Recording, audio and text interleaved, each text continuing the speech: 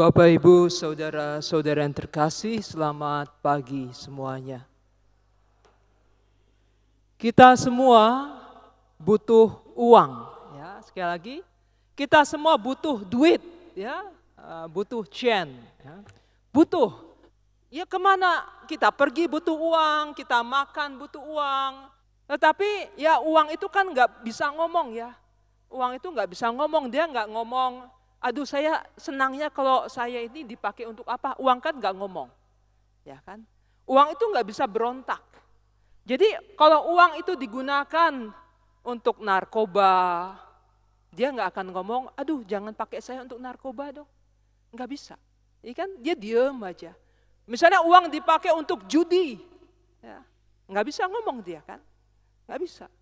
Uang dipakai untuk mencelakai orang, dipakai untuk misalnya paling jahat, misalnya membunuh orang, jahat kejahatan, dia diam saja. Seandainya saya jadi uang, tapi nggak akan saya mau jadi uang ya. Saya akan senang kalau saya dipakai untuk bangun gereja ini, ya sedikit promosi kalau mau nyumbang. Saya senang kalau misalnya dipakai untuk bantu orang-orang, ya bantu orang-orang sederhana, menolong orang. Saya akan senang, ya. Membuat kesejahteraan umum, saya akan senang. Ya. Karena semuanya butuh uang. Jadi uang itu terletak kepada siapa yang menggunakannya. Paulus mengatakan akar dari dosa adalah cinta akan uang. Tidak disebutkan bahwa uang adalah akar kejahatan, tidak. Ya. Karena uang itu, materi itu baik. Dan, aduh ini lalat nakal sekali ya. Ini butuh uang ini. Ini butuh uang. Nah, dalam kisah penciptaan itu, ya kisah penciptaan, materi itu diciptakan baik. Tuhan menciptakan alam semesta ini baik adanya. Baik, semua itu baik ya. Tapi dalam berikutnya ada filsafat Yunani yang mengatakan bahwa tubuh itu adalah penjara bagi jiwa. Ya, tubuh itu penjara bagi jiwa, itu paham Plato. Berarti yang materi itu dikatakan buruk, padahal tidak. Ya, itu netral dan baik adanya, tergantung siapa yang menggunakannya. Nah, Paulus mengatakan cinta akan uang adalah akar dari kejahatan. Apa yang dimaksud dengan cinta akan uang? Cinta akan uang berarti adalah keinginan tidak teratur akan uang. Sehingga orang itu menggunakan berbagai macam cara untuk menemukan uang, untuk mencari uang. Itulah yang dilakukan oleh orang-orang pada zaman Nabi Amos. Kita lihat dalam bacaan pertama, bagaimana orang mencari uang itu. Ya, pertama, mereka akan menjual gandum yang tidak baik. Ya. Kemudian mereka akan apa? Membuat timbangan palsu. Ya, kalau orang di pasar, pedagang itu, dia kan nimbang terigu. Ya, dia bilang, ada orang pembeli mengatakan, saya beli terigu 5 kilo. Apa yang bisa dilakukan oleh penjual terigu ini? Dia bisa bohong, dia bisa curang, dia buat timbangannya itu jadinya 4 kilo. Ya, padahal orang itu bisa beli 5 kilo. Ya. Orang itu mintanya 5 kilo tapi dia bisa curang apa? Demi uang. Ya kan? Jadi dia jahat demi uang. Kemudian orang akan apa? Maunya kerja terus. Hari Sabat tidak dipedulikan. Hari Minggu tidak dipedulikan. Pergi ke gereja tidak mau. Mengapa? Ngabis-ngabisin waktu katanya. Lebih baik saya cari uang. Ya, cari uang. Dan ini adalah sebuah kejahatan. Lalu orang dalam bacaan pertama akan menjual orang. Ya, kalau sekarang perdagangan manusia. Dulu budak itu dijual. Sekarang yang dijual itu adalah ya prostitusi. Itu juga perdagangan manusia. Ya, kemudian juga penjualan organ-organ manusia. Orang bisa diculik, ya, atau orang bisa dipekerjakan. Ya, saya pernah mendengar orang dikerjakan di luar negeri, ya. Lalu apa yang dilakukan?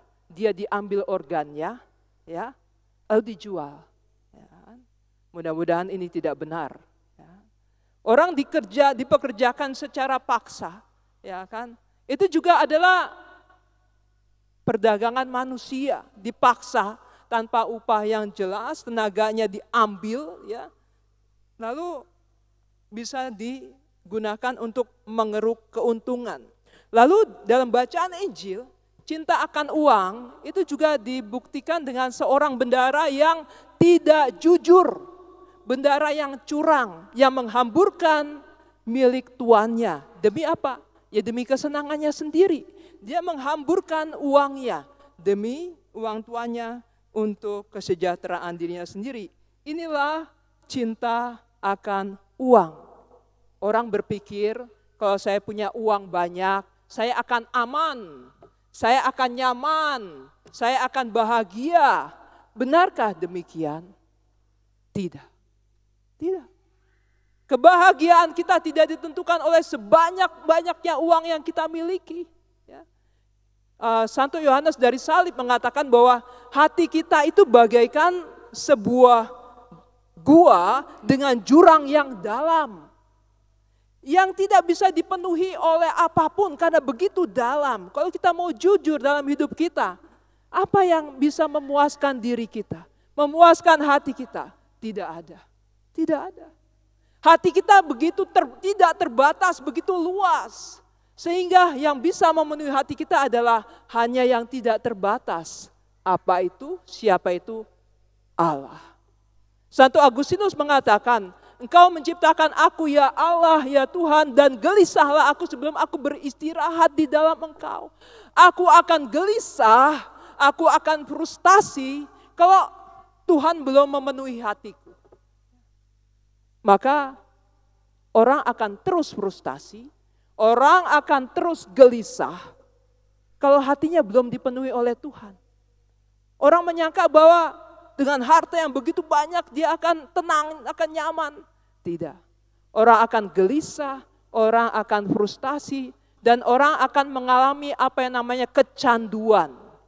Karena apa? Tidak puas. Mau lagi, mau lagi, mau lagi. Ya seperti narkoba itu kan gak puas, gak puas. Demikian juga orang yang cinta akan uang, itu gak akan puas, gak akan puas. Ya. Ada rekening di sini, rekening di luar negeri, ya. Ada mobil satu, kurang. Ada mobil di mana, rumah di mana, ya. Deposito di mana, ya. Berangkas di mana, dia tanam di mana. Gak akan mengalami kepuasan. Karena uang bukanlah Allah. Maka sungguh menarik apa yang dikatakan oleh Santa Teresa dari Avila. Dia mengatakan, solo Dios basta. Allah saja cukup bagiku. Dan juga seorang kudus namanya Santo Thomas Aquinas. Dia telah menciptakan begitu banyak tulisan, begitu tulisan yang berharga untuk Tuhan. Lalu dia pada suatu ketika Tuhan Yesus menampakkan diri kepada Thomas. Thomas, apa yang engkau mau? Engkau telah melayani aku, engkau telah buat banyak hal. Apa yang engkau mau? Thomas tidak mengatakan, aku mau harta, aku mau tanah, aku mau rumah, aku mau kekayaan dunia ini. Tetapi apa yang mengatakan? Nisi te domine. Ya Tuhan, engkau saja cukup bagiku. Allah lah yang akan membuat kita tenang, damai, sejahtera.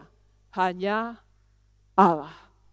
Nah, iblis ini yang membuat kita itu cinta akan uang secara tidak teratur.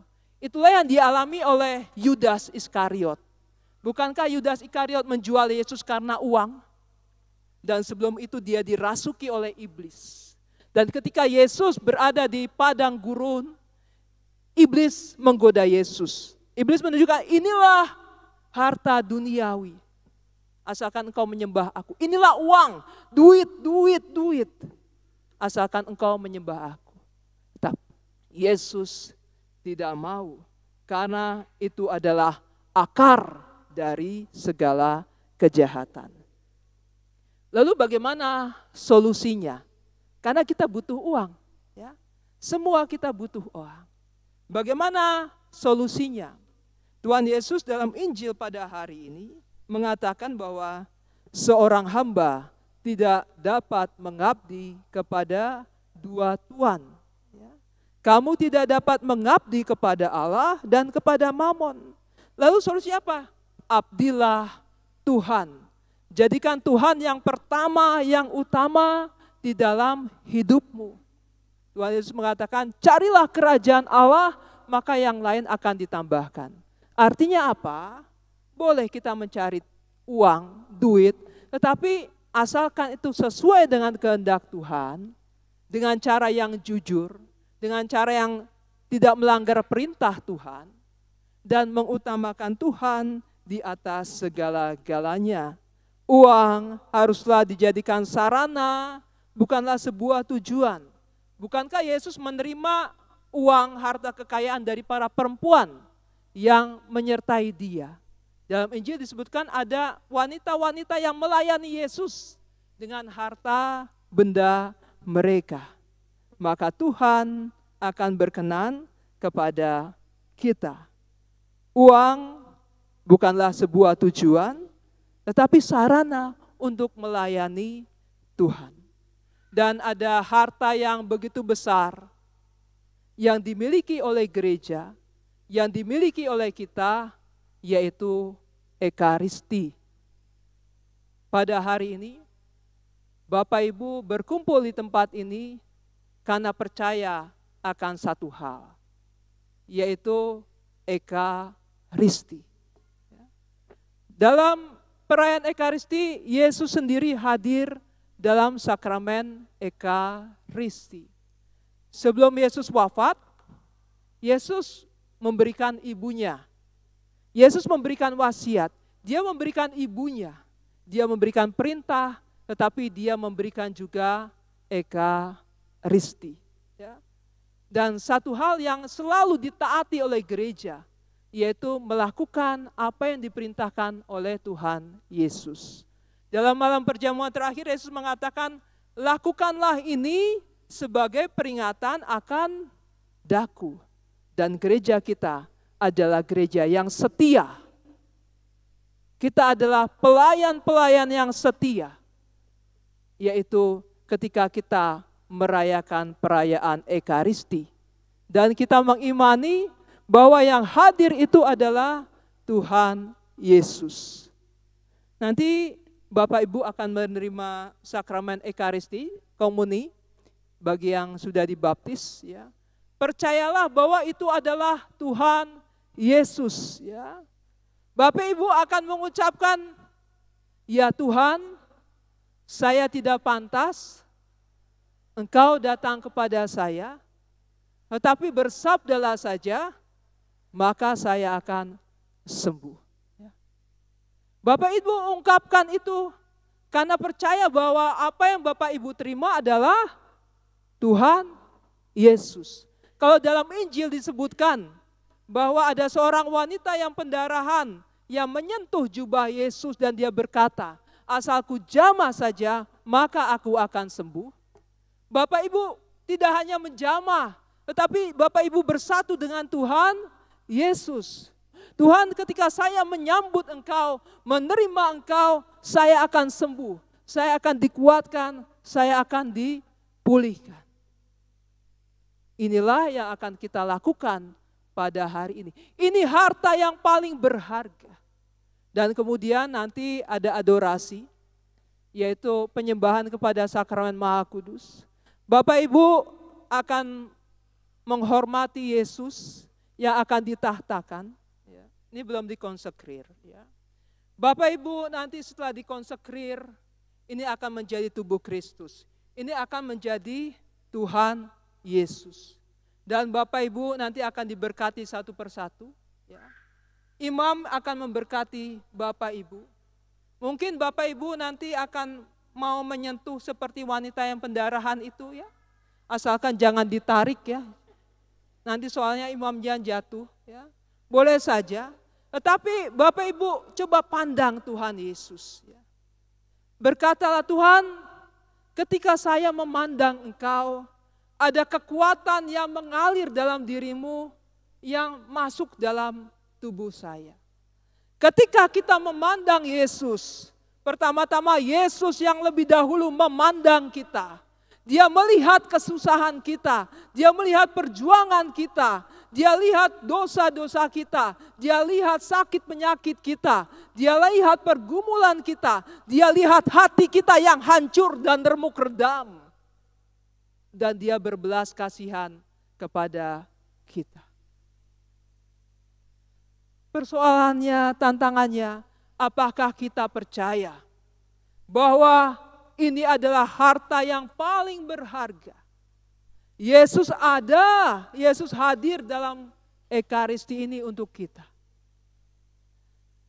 Kita mau mohon rahmat Tuhan. Tuhan, tambahkanlah iman kepada saya dalam perayaan Ekaristi ini, supaya saya sungguh-sungguh percaya ketika saya menyambut Engkau, ketika saya memandang Engkau, ada rahmat, ada pemulihan, ada penyembuhan yang saya alami di dalam perayaan Ekaristi ini. Apakah Bapak Ibu percaya? Percaya? Jadilah menurut imanmu. Sekali lagi, banyak harta yang dipercayakan kepada kita. Hendaklah kita mengabdi Tuhan dengan baik. Harta duniawi, harta surgawi juga. Dan dalam perayaan Ekaristi, harta ini diberikan kepada kita. Mari kita datang kepada Tuhan. Kita muliakan Tuhan. Kita percaya bahwa ketika kita merayakan Ekaristi ini, kita mengabdi Tuhan, kita melayani Tuhan. Tidak ada orang yang bisa mengabdi dua tuan. Karena kita harus mengabdi Allah, bukannya mengabdi uang.